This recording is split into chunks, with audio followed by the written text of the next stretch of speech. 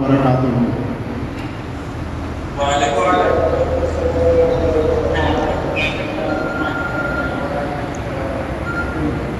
سب ready ہو تو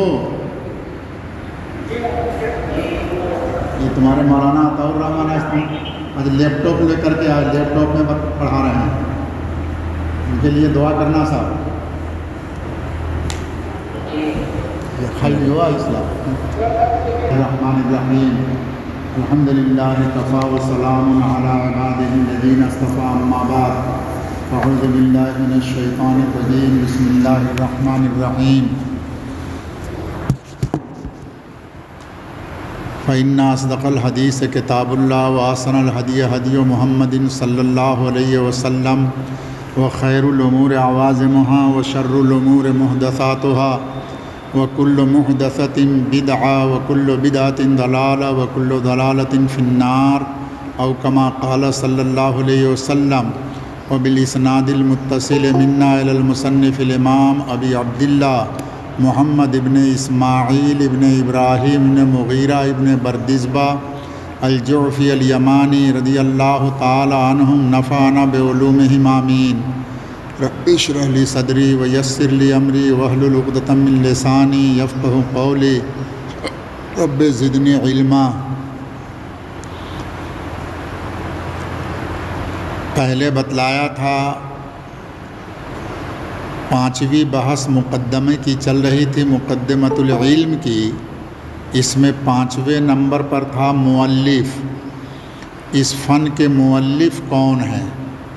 اسی سلسلے میں تدوین حدیث کا مسئلہ آیا کہ حدیث کو مدون کب کیا گیا، اور منکرین حدیث اور فرقہ قرآنیہ کی بات بھی آپ لوگوں کے سامنے آئی۔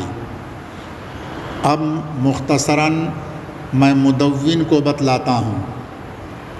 حضرت عمر ابن عبدالعزیز رحمۃ اللہ علیہ جو 5ویں نمبر پر خلفائے راشدین میں شمار ہوتے ہیں، جن کی پیدائش 61 ہجری میں ہوئی اور 16 سال کی عمر میں مدینہ منورہ کے گورنر بنے تھے، اور 99 ہجری میں وہ خلیفۃ المسلمین بنائے گئے۔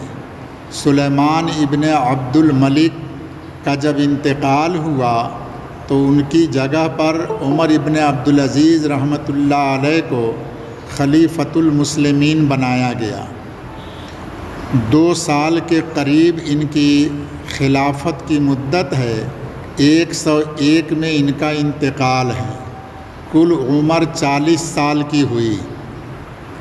جب یہ خلیفہ بنے تو انہوں نے اپنے امرائے اجناد کو، اجناد جند کی جمع، جند کے معنی فوج، لشکر، لشکروں کے جو امیر لوگ تھے ان کے پاس خطوط لکھے، اور خط میں لکھا کہ فإنی خفت ذہاب العلم دروس العلم و ذہاب العلماء، مجھے خطرہ ہے کہ علماء کے مرنے کی وجہ سے آہستہ آہستہ علم ختم ہو جائے گا، لہٰذا اپنے اپنے علاقے میں جو علماء اور محدثین ہیں ان سے کہو کہ وہ لوگ حدیث کو کتابی شکل میں جمع کر لیں۔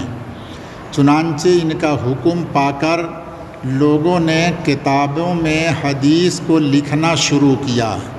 یہ باضابطہ سرکار، حکومت اور گورنمنٹ کی طرف سے تدوین کا کام شروع ہوا، حدیث کو مدون کرنا، حدیث کو جمع کرنے کا کام شروع ہوا۔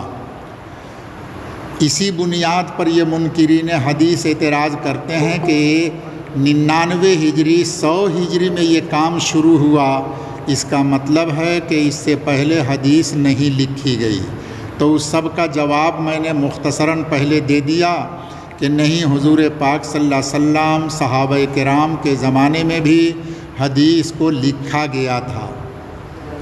اب سب سے پہلے حدیث کے مدون کون ہیں؟ سب سے پہلے کس نے حدیث کو جمع کیا؟ مشہور قول یہ ہے کہ ابن شہاب زہری رحمۃ اللہ علیہ یہ سب سے پہلے حدیث کے مدون ہیں اور انہوں نے حدیث کو جمع کیا۔ ان کا انتقال سن 125 ہجری میں ہوا ہے۔ تو محمد ابن شہاب زہری رحمۃ اللہ علیہ جن کا انتقال 125 میں ہوا، انہوں نے سب سے پہلے علم حدیث کو مدون کیا۔ یہ تو اکثر لوگوں کی رائے ہے۔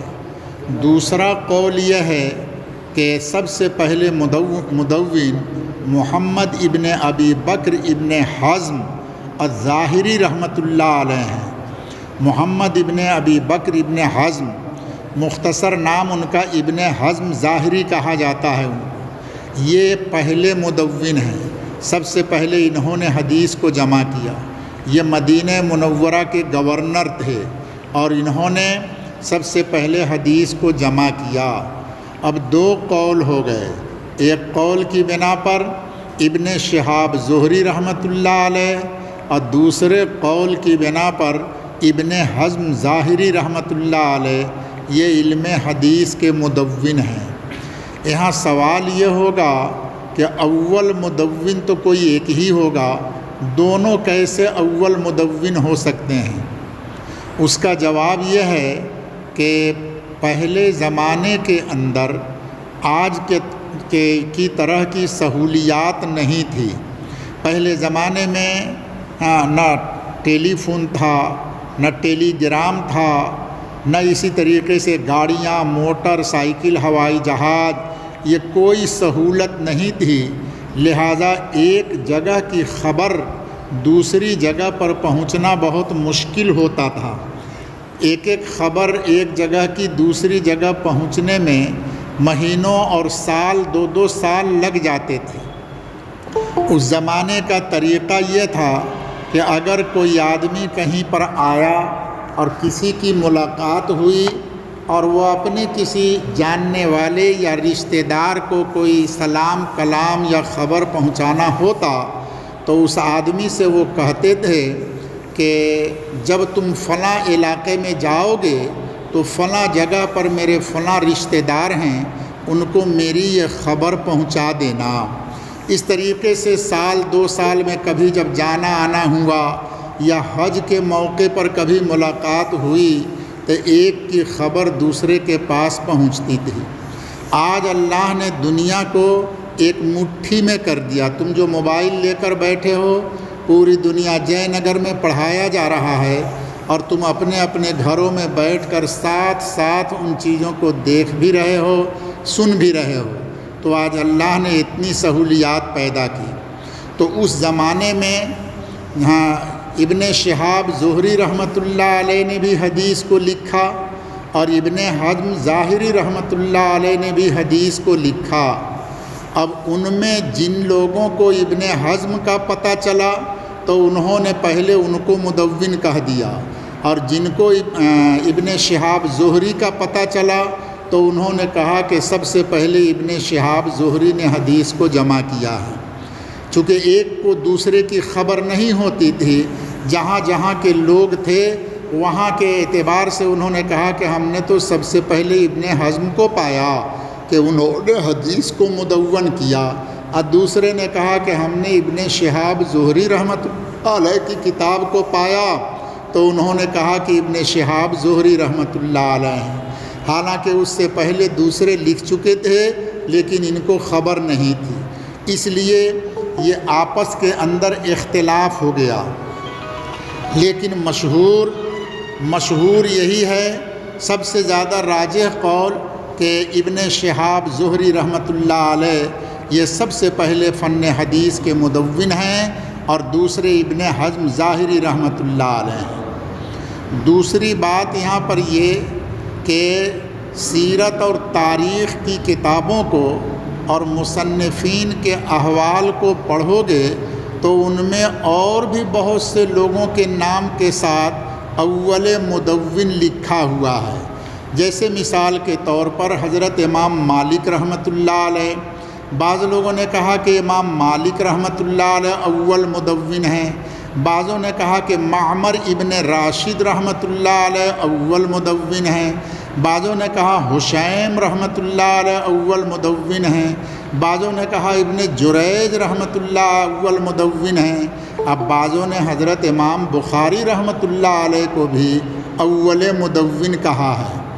اس طریقے سے بہت سے لوگوں کے بارے میں اول مدون کا لفظ آتا ہے کہ انہوں نے سب سے پہلے حدیث کو جمع کیا ہے۔ اس تعارض کا ایک جواب تو میں نے پہلے دیا کہ یہ ایک کو دوسرے کی خبر نہیں ہو سکی، جن کے ہاتھ میں جس محدث کی کتاب پہلے پہنچی انہوں نے انہی کو اول مدون کہہ دیا، حالانکہ ہو سکتا ہے کہ اس سے پہلے کسی اور نے بھی مدون کیا ہو۔ دوسرا جواب یہ ہے کہ ابن شہاب زہری اور ابن حزم ظاہری رحمہم اللہ، ان دونوں حضرات نے تو مطلقاً علم حدیث کو جمع کیا تھا، کیف متفق، جیسی حدیث مل گئی اس کو لکھ لیا، کوئی ترتیب قائم نہیں کیا تھا۔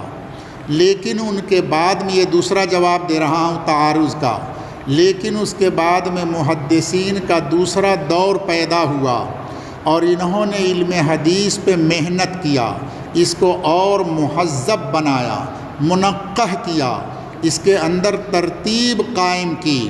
چنانچہ کتاب الایمان کی حدیث کو ایمان میں لکھا، زکوٰۃ کی حدیث کو زکوٰۃ میں لکھا، صلاۃ کی حدیث کو صلاۃ میں لکھا وغیرہ ذالک۔ اس طریقے سے یہ سارے محدثین اپنے اپنے اعتبار سے حدیث کو الگ الگ ابواب کے اعتبار سے مرتب کیا۔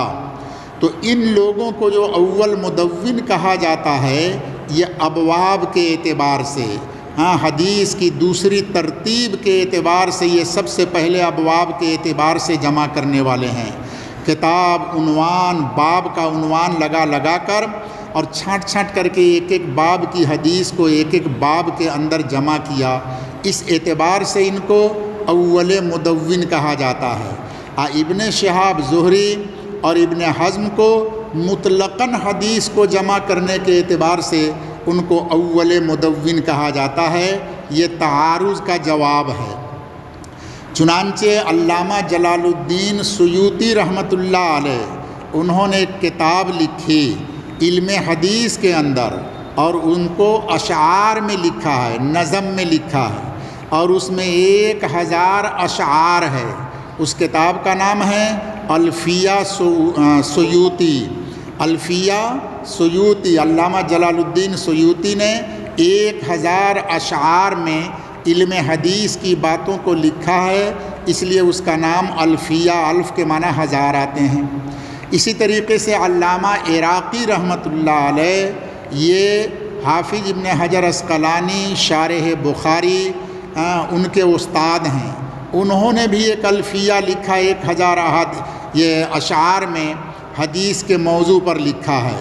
تیسرا ایک الفیہ نحو کے اندر ہے، الفیہ ابن مالک، وہ فن نحو کے اندر ہے، انہوں نے بھی 1000 اشعار میں لکھا۔ تو بہرحال علامہ جلال الدین سیوطی نے اس تعارض کا جواب اپنے اس الفیہ میں بیان کیا۔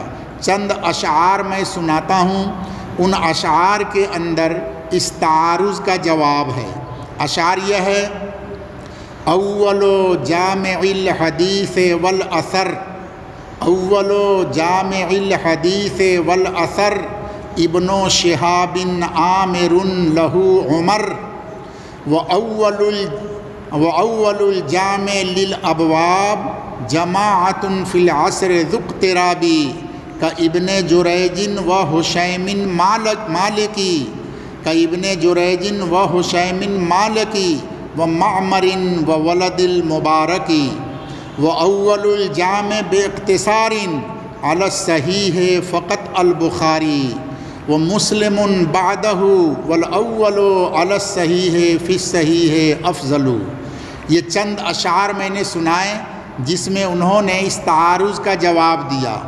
فرماتے ہیں اول جامع الحدیث والاثر، سب سے پہلے حدیث اور اثر کو جمع کرنے والے ابن شہاب، محمد ابن شہاب الزہری رحمۃ اللہ علیہ ہیں، عامر لہو عمر، اور ان کو حکم کرنے والے ہیں حضرت عمر۔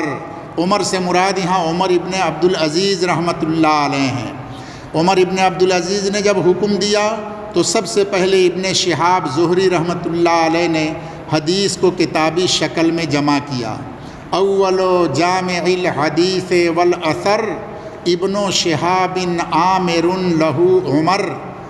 دوسرا فرماتے ہیں وَأَوَّلُ الْجَامِعِ لِلْأَبْوَابِ، اور سب سے پہلے ابواب کے اعتبار سے جمع کرنے والے، حدیث کو باب باب کر کے علیحدہ علیحدہ کر کے جمع کرنے والے، جماعتن، پوری ایک جماعت ہے، یہ ایک آدمی نہیں ہے، جماعتن فی العصر ذو اقتراب، یہ ایسی جماعت ہے کہ جن کا زمانہ قریب قریب ایک ہی ہے، ایک ہی دور کے یہ محدثین ہیں، تھوڑا آگے پیچھے کر کے یہ پوری جماعت نے محنت کیا اور ابواب کے اعتبار سے علم حدیث کو مرتب کیا۔ نیچے چند نام بیان کیا ہے کہ ابن جریج و حشیم مالکی، جیسے ابن جریج رحمۃ اللہ علیہ، حشیم رحمۃ اللہ علیہ، امام مالک رحمۃ اللہ علیہ، و معمر و ولد المبارکی، حضرت معمر ابن راشد رحمۃ اللہ علیہ، عبداللہ ابن مبارک رحمۃ اللہ علیہ، یہ محدثین ہیں جنہوں نے ابواب کے اعتبار سے احادیث کو سب سے پہلے جمع کیا۔ اور چونکہ امام بخاری رحمۃ اللہ علیہ کو بھی بعض لوگوں نے اول الجامع میں شمار کیا ہے، اس لیے علامہ سیوطی ان کے بارے میں بھی فرماتے ہیں وہ اول الجامع باختصار علی الصحیح فقط البخاری۔ امام بخاری رحمۃ اللہ علیہ کو جو اول جامع کہا جاتا ہے وہ اس اعتبار سے کہ انہوں نے صحیح احادیث کو علیحدہ کر کے جمع کیا ہے۔ سب سے پہلے صحیح حدیث کو منتخب کر کے جمع کرنے والے یہ امام بخاری رحمۃ اللہ علیہ ہیں۔ ان کے بعد میں اور لوگوں نے بھی صحیح حدیثوں کو جمع کیا، لیکن سب سے پہلے امام بخاری رحمۃ اللہ علیہ صحیح حدیث کو علیحدہ چھانٹ کر کے یہ جمع کرنے والے ہیں۔ اسی لیے فرمائے وہ اول الجامع باختصار علی الصحیح فقط البخاری، صحیح حدیث کو چھانٹ کر جمع کرنے والے سب سے پہلے امام بخاری رحمۃ اللہ علیہ ہیں۔ اور آخری شعر میں فرمایا وہ مسلم بعدہ، اور امام مسلم رحمۃ اللہ علیہ نے بھی صحیح حدیثوں کو جمع کیا لیکن امام بخاری کے بعد۔ پہلے امام بخاری اور دوسرے نمبر پر امام مسلم ہیں۔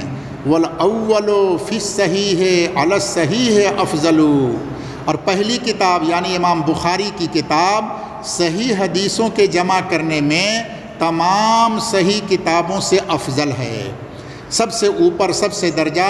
اور جو لوگوں نے بھی صحیح حدیثوں کو جمع کیا ان میں سب سے اول درجہ، پہلا درجہ امام بخاری رحمۃ اللہ علیہ کی صحیح بخاری شریف کا ہے۔ تو یہ علامہ جلال الدین سیوطی نے اس تعارض کو دفع کیا اور دفع کر کے فرمایا کہ یہ جو اول الجامع بہت سے لوگوں پر کہا گیا ہے یہ ابواب کے اعتبار سے ہیں، مسائل کو علیحدہ علیحدہ کر کے یا صحیح اور ضعیف ہونے کے اعتبار سے الگ الگ جمع کیا، اس اعتبار سے یہ لوگ اول جامع ہیں، ورنہ مطلقاً اول جامع حضرت ابن شہاب زہری رحمۃ اللہ علیہ اور دوسرے قول کے مطابق ابن حزم ظاہری رحمۃ اللہ علیہ ہیں۔ علامہ حافظ ابن حجر عسقلانی رحمۃ اللہ علیہ جو جن کی شرح فتح الباری 13 جلدوں میں بخاری شریف کی سب سے جامع معنی شرح، عمدہ شرح جہاں فتح الباری ہے، اس کے مصنف حافظ ابن حجر عسقلانی رحمۃ اللہ علیہ، انہوں نے ایک اور جواب دیا اور یہ فرمایا کہ یہ اولیت بے اعتبار المکان والمقام ہے، یہ اولیت بے اعتبار المکان، مکان کے اعتبار سے اول ہیں، یعنی مدینہ منورہ میں سب سے پہلے اس حدیث کو جمع کرنے والے یہ امام مالک رحمۃ اللہ علیہ ہیں، ایران کے اندر سب سے پہلے جمع کرنے والے عبداللہ ابن مبارک رحمۃ اللہ علیہ ہیں، مصر کے اندر معمر شریح وغیرہ یہ سب لوگ ہیں۔ تو ان جن لوگوں کا نام آیا یہ مکان کے اعتبار سے، فلاں جگہ پر سب سے پہلے فلاں نے جمع کیا، فلاں جگہ پر سب سے پہلے فلاں نے جمع کیا، تو یہ اختلاف مکان کے اعتبار سے ہے، جگہ کے اعتبار سے ہے۔ اللہ عالم بالصواب و علمہ احکم۔ یہ بہت مختصر بات میں نے اول جامع مؤلف فن کے بارے میں، اس فن کو سب سے پہلے کس نے جمع کیا وہ آپ لوگوں کو بتلا دیا۔ یہ 5 باتیں مقدمۃ العلم کی پوری ہو گئی۔ تعریف، موضوع، غرض و غایت، وجہ تسمیہ، مؤلف فن۔ اس فن کا سب سے پہلے مؤلف کون ہے؟ 6 نمبر پر بات آتی ہے اجناس کی۔ اجناس یہ جنس کی جمع ہے۔ جیسے دنیا کی اور چیزوں کی اجناس ہوتی ہے، اسی طریقے سے علوم کے بھی اجناس ہوتے ہیں، علم کی بھی جنسیں ہوتی ہیں۔ علم کی اجناس، علماء نے مستقل اس کے اوپر کتابیں لکھی ہیں، اور کتابوں کے اندر علوم کے اجناس کو بیان کیا ہے۔ تمہارے کتب خانے میں ممکن ہو سکتی ہے کشف الظنون۔ کشف الظنون، اس کے اندر علوم کے اوپر بحث کی گئی، اور مصنفین کے اوپر بحث کی گئی، اور ساتھ ساتھ اس میں علوم کے اجناس کو بھی بیان کیا گیا ہے۔ اسی طریقے سے مولانا نواب صدیق حسن خان صاحب بھوپالی، یہ اہل حدیث لوگوں کے بڑے امام ہیں، ان کی کتاب ابجد العلوم ہے، اس میں بھی انہوں نے اجناس کو بیان کیا ہے۔ اسی طریقے سے حضرت مولانا اعلیٰ صاحب محدث تھانوی رحمۃ اللہ علیہ، ان کی بھی ایک کتاب ہے کشاف و اصطلاحات الفنون، کتاب کا نام ہے کشاف و اصطلاحات الفنون، اس میں بھی انہوں نے اجناس کے اوپر بات کی ہے۔ اب علم حدیث جو آپ پڑھ رہے ہیں، طالب علم کو جاننا چاہیے کہ یہ علم کس جنس کی ہے۔ پیارے بچوں، علم کی جنس 3 طرح سے بیان کی جاتی ہے۔ پہلی جنس بیان کی جاتی ہے اصلی اور فرعی ہونے کے اعتبار سے۔ بعض علوم ایسے ہیں جو علوم اصلیہ کہلاتے ہیں، اور بعض علوم ایسے ہیں جو علوم فرعیہ کہلاتے ہیں۔ فرعی کے معنی جو دوسرے سے نکل کر کے آئے، مستنبط ہو کر کے آئے۔ اصلی کے معنی ہے جو اصول ہیں، دلائل ہیں، اصول بنیاد ہیں۔ تو بعض علوم علوم اصلیہ کہلاتے ہیں، اب بعض علوم علوم فرعیہ کہلاتے ہیں۔ تو اس اعتبار سے علم حدیث کی جنس اصلی ہے، یہ اصول میں سے ہیں، اور فقہ وغیرہ یہ فرعی ہے، اسی حدیث سے فقہ کا استنباط کیا گیا، اس کا استخراج کیا گیا، وہاں سے اس کو نکالا گیا۔ تو فقہ یہ فرعی ہو گیا، علم حدیث یہ اصلی ہو گیا۔ اب آپ سے کوئی پوچھے کہ علم حدیث کی جنس کیا ہے، تو آپ بولیں گے کہ علم حدیث کی جنس اصلی ہے، فرعی نہیں ہے۔ دوسری جنس بیان کی جاتی ہے عقلی اور نقلی ہونے کے اعتبار سے۔ بعض علوم علوم عقلیہ کہلاتے ہیں، جن میں عقل کو دخل ہوتی ہے، جیسے سائنس ہے، منطق ہے، فلسفہ ہے، یہ سب علوم علوم عقلیہ ہیں جن میں عقل کو دخل ہے۔ اور بعض علوم علوم نقلیہ ہوتی ہیں جو نقل ہو کے آ رہی ہیں، ان میں انسان کو کوئی دخل نہیں ہے، عقل کو کوئی دخل نہیں، جیسی نقل ہو کر کے آئی ویسے ہی اس کو مانا جائے گا۔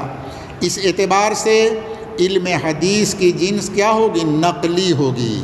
اللہ سے نقل ہو کے اللہ کے رسول صلی اللہ علیہ وسلم کے پاس آئی، اور اللہ کے رسول سے نقل ہو کر صحابہ، تابعین وغیرہ ہوتے ہوئے آج ہمارے اور آپ کے پاس پہنچی ہے۔ تو علم حدیث کی دوسری جنس عقلی اور نقلی ہونے کے اعتبار سے کون سی جنس ہوئی؟ نقلی۔ یہ علم حدیث نقلی ہے۔ تو 2 جنس معلوم ہو گیا، ایک اصلی ہے، فرعی نہیں ہے، نمبر 2 نقلی ہے، عقلی نہیں ہے۔ تیسری جنس بیان کی جاتی ہے شرعی اور غیر شرعی ہونے کے اعتبار سے۔ بعض علوم علوم شرعیہ کہلاتے ہیں، اب بعض علوم علوم غیر شرعیہ کہلاتے ہیں۔ جیسے اسکول کالج میں جتنے بچے پڑھتے ہیں، جو کچھ علوم پڑھایا جاتا ہے یہ سب کے سب کوئی شرعی علوم نہیں ہے۔ ضرورت ہے، پڑھنا ہے دنیا کی ضرورت کے لیے، لیکن یہ علوم شرعیہ نہیں ہیں۔ اور حدیث و قرآن اور فقہ یہ سب کے سب علوم شرعیہ کہلاتے ہیں۔ تو تیسری جنس بیان کی جاتی ہے شرعی اور غیر شرعی ہونے کے اعتبار سے۔ اس اعتبار سے علم حدیث کون سی جنس ہوگی؟ شرعی۔ تو علم حدیث کی 3 جنسیں معلوم ہو گئی۔ علم حدیث اصلی ہے، فرعی نہیں ہے۔ علم حدیث نقلی ہے، عقلی نہیں ہے۔ علم حدیث شرعی ہے، غیر شرعی نہیں ہے۔ اب علم حدیث کا کوئی بھی آدمی آپ سے سوال کرے تو بتلائیے گا کہ ہم شرعی علم پڑھ رہے ہیں، نقلی علم پڑھ رہے ہیں، ہم اصلی علم پڑھ رہے ہیں۔ اصلی، نقلی، شرعی، یہ علم حدیث کی جنس ہو گئی۔ اللہ عالم بالصواب و علمہ احکام۔ یہ 6ٹھی بحث بھی آپ کو معلوم ہو گئی۔ 7ویں بحث علم حدیث کا مرتبہ، علم حدیث کا درجہ اور علم حدیث کا مرتبہ۔ ہر چیز کا آدمی کو درجہ اور مرتبہ معلوم ہونا چاہیے، اس لیے کہ جس درجہ کی چیز ہوگی پڑھنے والا اسی حساب سے اس میں محنت کرے گا۔ اگر اونچے درجہ کی چیز ہے تو آدمی دل و جان لگا کر اونچی محنت کرے گا، کم درجہ کی چیز ہے تو اس کی محنت بھی کمزور ہوگی۔ اس لیے علوم کے مراتب بھی بیان کیے جاتے ہیں۔ اب یہ فن حدیث، علم حدیث جو آپ پڑھ رہے ہیں، اس کا درجہ اور مرتبہ کیا ہے، اس میں بھی مختصر کلام ہے۔ علم حدیث کا درجہ 2 اعتبار سے بیان کیا جاتا ہے۔ علم حدیث کا ایک مرتبہ اور درجہ فضیلت کے اعتبار سے، اور دوسرا درجہ بیان کیا جاتا ہے تعلیم و تعلم کے اعتبار سے، پڑھنے پڑھانے کے اعتبار سے۔ فضیلت کے اعتبار سے علم حدیث کا درجہ دوسرا ہے۔ پہلا درجہ قرآن پاک کا ہے اور دوسرا درجہ علم حدیث کا ہے، لہذا فضیلت کے اعتبار سے پہلے مرتبہ پر، پہلے درجہ پر قرآن پاک ہے اور دوسرے درجہ پر علم حدیث ہے۔ یہ فضیلت کے اعتبار سے ہے۔ اور تعلیم و تعلم، پڑھنے پڑھانے کے اعتبار سے علم حدیث کا درجہ تمام علوم کے بعد میں ہے، سب کے اخیر میں ہے۔ چنانچہ آپ لوگ خود اس کے گواہ ہیں کہ پورے 9-10 سالوں تک آپ نے نحو، صرف، اردو، بنگلہ، آسامی، منطق، فلسفہ، فقہ، تفسیر وغیرہ سب کچھ پڑھا، اور اخیر میں آ کر کے اس سال دور حدیث میں آپ کو دورہ حدیث پڑھایا جا رہا ہے۔ تو پڑھنے پڑھانے کے اعتبار سے علم حدیث کا درجہ سب سے اخیر میں ہے۔ پہلے جن علوم کو پڑھایا جاتا وہ علوم عالیہ کہلاتے ہیں، اور اعلیٰ ذی اعلیٰ پر مقدم ہوتا ہے۔ جس آلے کے ذریعے کسی کام کو کیا جائے گا وہ اعلیٰ پہلے آئے گا، اور جس کام کو کریں گے وہ بعد میں آئے گا۔ تو نحو و صرف، منطق، فلسفہ، فقہ، تفسیر، تاریخ، یہ سب کے سب علوم عالیہ ہیں۔ ان کو پڑھنے کے بعد آپ کو حدیث سمجھ میں آئے گی، اس لیے علم حدیث کو پڑھنے پڑھانے میں اخیر میں رکھا گیا اور علوم عالیہ کو پہلے رکھا گیا۔ تو علم حدیث کا درجہ اور مرتبہ آپ کو معلوم ہو گیا۔ فضیلت کے اعتبار سے علم حدیث دوسرے نمبر پر، پہلے نمبر پر کون سا ہے؟ علم قرآن ہے، اور دوسرے نمبر پر علم حدیث ہے۔ اور پڑھنے پڑھانے کے اعتبار سے، تعلیم و تعلم کے اعتبار سے علم حدیث کا درجہ سب سے اخیر میں ہے۔ چنانچہ جتنے درس نظامیہ مدارس ہیں ان میں علم حدیث کو سب سے اخیر میں پڑھایا جاتا ہے۔ اللہ عالم بالصواب و علمہ احکام۔ 8ویں بات رہ گئی مقدمہ علم کے اندر، وہ 8ویں چیز ہے قسمت و تبویب۔ جیسے کتابوں کی تقسیم ہوتی ہے، اسی طریقے سے علوم اور فنون کی بھی تقسیم ہوتی ہے۔ تقسیم کا مطلب، آپ جب کتاب پڑھتے ہیں تو بہت سی کتابوں کے شروع میں آپ نے پڑھا ہوگا رتبت ھذا الکتاب علی 3 ابواب و 5 فصول و مقدمۃ، میں نے اس کتاب کو مرتب کیا 3 بابوں کے اوپر اور 5 فصلوں کے اوپر اور ایک مقدمہ کے اوپر، وہ خاتمۃ اور ایک خاتمہ کے اوپر۔ اس کتاب میں ایک مقدمہ آئے گا، 5 باب آئے گا، 3 باب آئے گا، 5 فصلیں آئیں گی اور ایک خاتمہ آئے گا۔ یہ اس کتاب کو مصنف تقسیم کرتے ہیں۔ تو جیسے کتابوں کے اندر تقسیم ہوتی ہے، اسی طریقے سے فن کے اندر بھی تقسیم ہوتی ہے۔ اس فن کو کتنے قسموں پر منقسم کیا گیا ہے۔ ابھی چونکہ فن کی بات چل رہی ہے، علم کی بات چل رہی ہے، اس لیے یہاں پر علم کی تقسیم آپ کو بتلائی جائے گی۔ جب مقدمۃ الکتاب شروع ہوگا تو پھر وہاں پر کتاب کی اقسام بتلائے جائیں گے، ان کے ابواب بتلائے جائیں گے۔ تو یہ فن حدیث کتنے ابواب پر، کتنے بابوں پر منقسم ہے؟ محدثین نے لکھا کہ فن حدیث 8 ابواب پر منقسم ہے۔ فن حدیث کے اندر کل 8 باب ہیں، 8 ابواب ہیں۔ جو کوئی بھی حدیث آئے گی، جو کوئی بھی حدیث آئے گی، اس حدیث کو ان 8 ابواب میں سے کسی ایک باب کے اندر ہونا ضروری ہے۔ اللہ جزائے خیر دے محدثین کرام رحمہم اللہ کو، انہوں نے محنت کر کے ہمارے لیے کتنی اچھی چیزیں نکال دی۔ حضور پاک صلی اللہ علیہ وسلم کی لاکھوں احادیث کو نظر دوڑا کر محنت کر کے ان کو 8 بابوں کے اندر تقسیم کر دیا، اور تمام حدیث ان 8 بابوں میں سے کسی نہ کسی باب کے اندر آئے گی۔ یہ 8 ابواب کیا ہیں؟ عقائد، احکام، تفسیر، تاریخ، رقاق، آداب، مناقب، فتن، یہ کل 8 ابواب ہیں۔ عقائد وہ احادیث جن کا تعلق عقیدہ سے ہے، ایمانیات سے ہے۔ تو جتنی حدیث عقیدہ اور ایمانیات سے تعلق رکھتی ہے، ان تمام احادیث کو عقائد کے باب میں بیان کیا جائے گا۔ عقائد، احکام، جتنی احادیث احکام سے تعلق رکھتی ہیں، ان تمام احادیث کو نماز، زکوٰۃ، حج، روزہ، صوم، بیوع، ان احکام کے اندر بیان کیا جائے گا۔ معاملات کے اندر بیع، شراء، نکاح، تجارت، بزنس، بانجو، یہ جتنی چیزیں ہیں وہ ساری کے سارے معاملات کے اندر بیان کیے جائیں گے۔ تاریخ، ایسی احادیث جن کا تعلق تاریخ سے ہے، ان احادیث کو ابواب السیرت اور ابواب السیر و تاریخ میں بیان کیا جائے گا۔ اسی طریقے سے بہت سی احادیث ہے جن کا تعلق رقاق سے ہے۔ رقاق کے معنی آتا ہے ایسی احادیث کہ جن کو پڑھنے سے دل میں رقت پیدا ہوتی ہے، دل میں نرمی پیدا ہوتی، رونا آتا، دل پھٹتا ہے۔ اس طرح کی بہت سی احادیث ہیں جن کو رقاق کے اندر بیان کیا گیا۔ بہت سی احادیث ہے جن میں اللہ کے نبی صلی اللہ علیہ وسلم، آپ کے خاندان، صحابہ کے مناقب بیان کیے گئے، آپ کی منقبت، فضائل کو بیان کیا گیا، تو ابواب المناقب میں ان کو بیان کیا جائے گا۔ بہت سی احادیث ہیں جن کے اندر فتنے کی بات بیان کی گئی، کہ ایسے ایسے زمانے میں پیشن گوئی دی گئی، بھوش بانی دی گئی، تو ایسی احادیث کو ابواب الفتن میں بیان کیا جائے گا۔ اللہ جزائے خیر دے محدثین کرام رحمہم اللہ کو کہ حضور پاک صلی اللہ علیہ وسلم کی ساری احادیث کو ان 8 ابواب کے اندر جمع کیا۔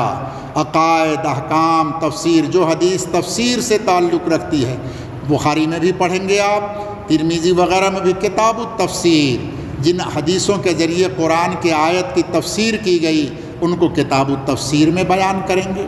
تو اس طریقے سے مختلف ابواب کے اندر حدیث کو بانٹ کر کے اور امت کو پکا پکایا کھانا لا کر کے دیا ان اکابر محدثین نے۔ تو حدیث کے کل 8 ابواب ہو گئے: عقائد، احکام، تفسیر، تاریخ، رقاق، آداب، مناقب، فتن۔ ان تمام بابوں کے اندر احادیث کو منحصر کر دیا گیا، ان کے اندر جمع کر دیا۔ اب کوئی پوچھے کہ حدیث کے کل کتنے ابواب ہیں فن حدیث کے، تو آپ بتلائیں گے کہ 8 ابواب ہیں۔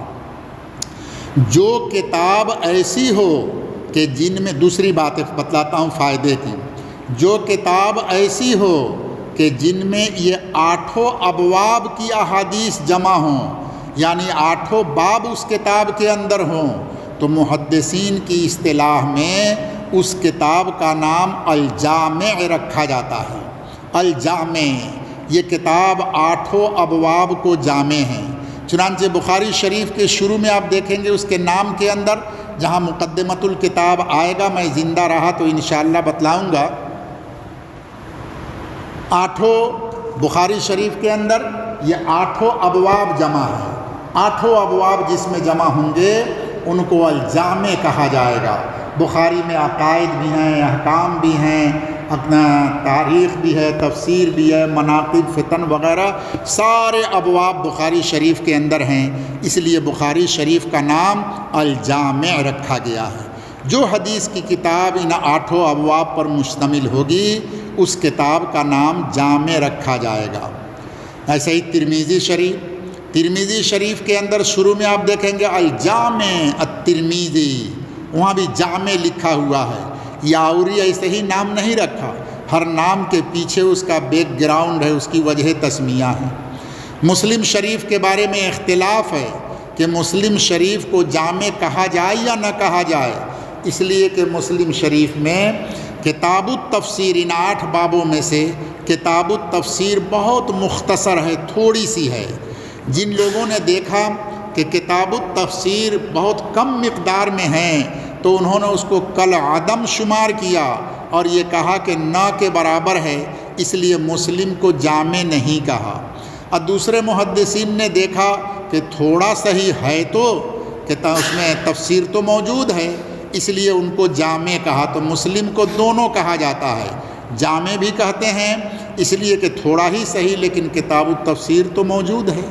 اور جن لوگوں نے دیکھا کہ نہیں بالکل معمولی کتاب التفسیر ہے تو اس کو کل عدم کر کے کہا کہ مسلم شریف جامع نہیں ہے۔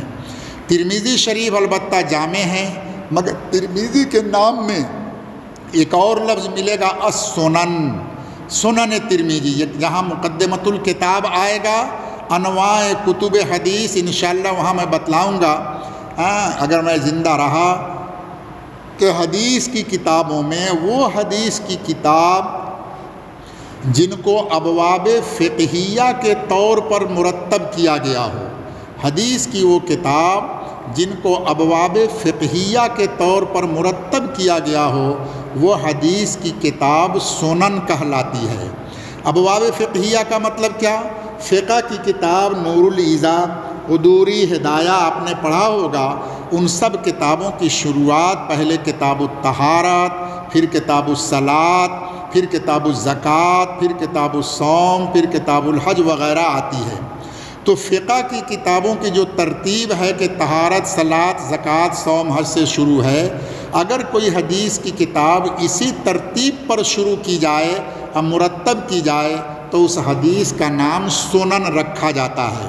ترمذی شریف کو سنن اسی لیے کہتے ہیں کہ وہ ابواب الطہارت سے شروع ہے، اور یہ حدیث کی کتابوں میں جو آپ پڑھیں گے اس سال 4 کتابیں ایسی ہیں جو سنن کہلاتی ہیں: سنن ترمذی، سنن نسائی، سنن ابو داؤد، سنن ابن ماجہ۔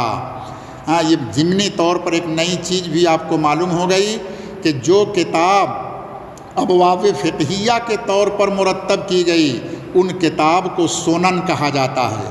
تو ترمذی میں دونوں باتیں ہیں، چونکہ 8 ابواب کو بیان کیا گیا اس اعتبار سے ترمذی جامع بھی ہے، اور چونکہ فقہی ابواب پر مرتب کی گئی اس اعتبار سے ترمذی سنن بھی کہلاتی ہے۔ اب بخاری شریف چونکہ یہ جامع ہے، ان میں 8 ابواب کو شروع کیا گیا، 8 ابواب کو بیان کیا گیا، اسی انداز پر مرتب ہے، اس لیے بخاری شریف جامع کہلائے گی۔ اللہ عالم بالصواب و علمہ احکام۔ آپ کو 8ویں بحث بھی معلوم ہو گئی مقدمۃ العلم کے اندر: تعریف، موضوع، غرض و غایت، وجہ تسمیہ، مؤلف فن، اجناس، مرتبہ حدیث، فن حدیث کا مرتبہ، اور قسمت و تبویب، ابواب وغیرہ بھی۔ یہ 8 چیزیں مقدمۃ العلم کی بہت مختصر میں نے آپ کو بتلائی۔ 9ویں چیز جو ہے وہ ہے حکم شرعی۔ 9ویں چیز حکم شرعی۔ مسلمان کا ہر کام شریعت کے دائرے میں ہوتا ہے۔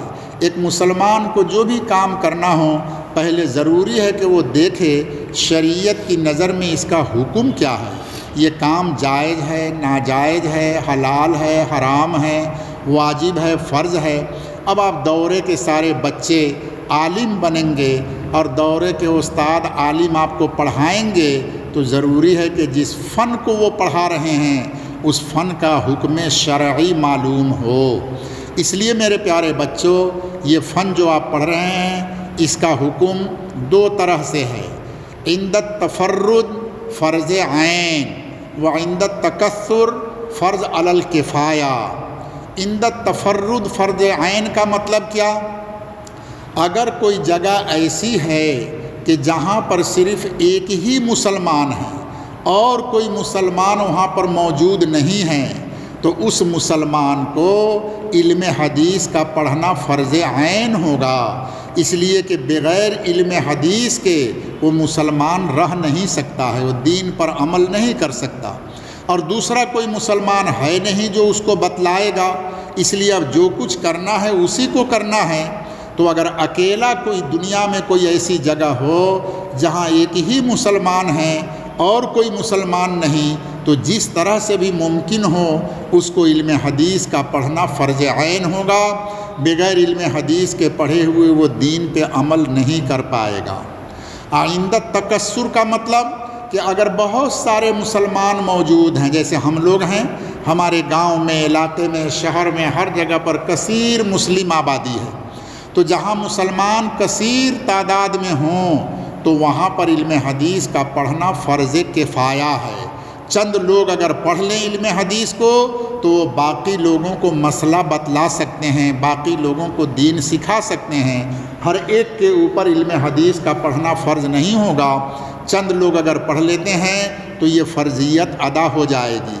اسی کو مختصر لفظوں میں کہا جاتا ہے عند التفرد، تنہائی کے وقت، اکیلا رہنے کے وقت میں تو فرض عین ہے، وعند التکثر فرض علی الکفایہ، اور اگر مسلمانوں کی کثیر آبادی ہے، زیادہ مسلمان ہیں تو پھر فرض کفایہ ہوگا۔ یہ نویں چیز بھی آپ کو بہت مختصراً بتلا دیا۔ اب ہم لوگوں کے لیے علم حدیث کا پڑھنا فرض کفایہ، چونکہ ہم لوگ کثیر آبادی میں ہیں، کچھ لوگ اگر پڑھ لیتے ہیں تو بقیہ لوگوں کو مسئلہ بتلائیں گے۔ اللہ تعالی ہم سب کو عمل کی توفیق دے۔ مقدمۃ العلم آپ کا بہت مختصر میں نے ختم کر دیا، اب رہ گیا مقدمۃ الکتاب۔ انشاءاللہ وہ اللہ توفیق دے گا تو کل سے مقدمۃ الکتاب بتلائیں گے۔ تم لوگوں کو سمجھ میں آیا کچھ؟ ارے سن، اچھی طرح سے آواز آ رہی تھی؟ اچھا، چلو اللہ مبارک کرے۔ اب ختم کرتے ہیں، میرے لیے بھی دعا کرو، تم لوگوں کے لیے بھی دعا کرو سب۔ الحمدللہ الذی ہدانا لہذا وما کنا لنہتدی لولا ان ہدانا اللہ لقد جاءت رسل ربنا بالحق۔ اللہم ربنا ظلمنا انفسنا وان لم تغفر لنا وترحمنا لنکونن من الخاسرین۔ اللہم اغفر للمؤمنین والمؤمنات والمسلمین والمسلمات الاحیاء منهم انک سمیع قریب مجیب الدعوات یا رب العالمین۔ ربنا آتنا فی الدنیا حسنہ وفی الآخرۃ حسنۃ وقنا عذاب النار وقنا عذاب القبر وقنا عذاب الحشر وقنا عذاب الدین وقنا من فتنة المسیح الدجال۔ الہ العالمین، اے اللہ ہم سب کے پڑھنے پڑھانے کو قبول فرما۔ یا اللہ اس کا ثواب، یا اللہ ہم نے والد صاحب کو خواب میں دیکھا، ان کی روح کو بخش دیا، اللہ ان کی مغفرت فرمائیے، پوری امت کی مغفرت فرمائیے، اللہ ہم سب کو معاف فرما دیجیے۔ یا اللہ رحمت کی بارش دیجیے جہاں جہاں بارش کی ضرورت ہے۔ اللہ اے اللہ اپنے کرم کا معاملہ فرمائیے، قربانی کو آسان فرمائیے، اللہ لوگوں کے قربانی کے جانور کا خریدنا بھی آسان فرمائیے۔ گورنمنٹ کو ہدایت دیجیے مولا، ظلم سے بچے الہ العالمین۔ یا الہ العالمین کرونا بیماری سے ہم سب کی شفا فرمائیے، کرونا بیماری کو دنیا سے ختم فرمائیے۔ مسجد، مکتب، مدرسہ، اسکول، کالج، بزنس، وانجو سب کو شروع کر دیجیے۔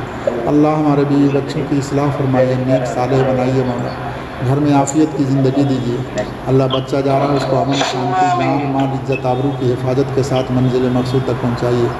اللہ سراج بھائی کا آنا ہمارے لیے دنیا آخرت دونوں اعتبار سے خیر کا ذریعہ بنائیے۔ یا اللہ ساری زندگی کی دعاؤں کو قبول فرمائیے۔ اللہم بلغنا وبلغ جمیع من اوصانا بالدعاء علی مقاصد الدنیا والآخرہ۔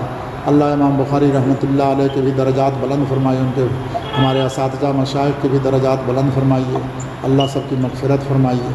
صلی اللہ علیہ خیر خلقہ محمد وآلہ وصحبہ اجمعین، آمین آمین آمین برحمتک یا ارحم الراحمین۔ السلام علیکم ورحمۃ اللہ.